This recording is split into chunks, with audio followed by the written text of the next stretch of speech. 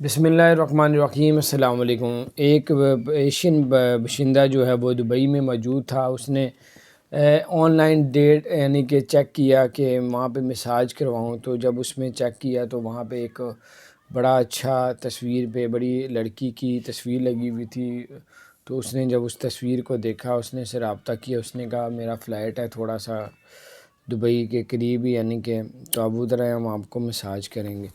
تو اس لڑکی نے بہانے سے اس کو بلایا۔ جب وہ اس فلیٹ میں گیا اپنا مساج کروانے کے لیے، تو وہاں پہ وہ لڑکی نہیں تھی، بلکہ وہ لڑکی تو تھی لیکن اس نے اور بھی بندوں کو بلایا تھا اور انہوں نے مل کے اس کو لوٹ لیا۔ وہ 2,80,000 درہم اسے چھین لیا۔ تو بہرحال یہ ہے کہ مساج پہ اب بہت زیادہ ادھر فراڈ ہو رہا ہے۔ تو آپ ایک تو اللہ تعالیٰ ناراض ہوتا ہے کہ مسلمانوں کو یہ شعبہ نہیں دیتا کہ وہ اس طرح کی حرکتیں کرے۔ تو بہرحال اس لیے جب جاتے ہیں تو پھر الٹے کام کا الٹا ہی نتیجہ ہوتا ہے۔ اللہ تعالیٰ خیر کرے۔ اگر آپ نے ہمارے چینل کو سبسکرائب نہیں کیا تو سبسکرائب کر دیں، بیل آئیکن پریس کر دیں تاکہ نہیں سے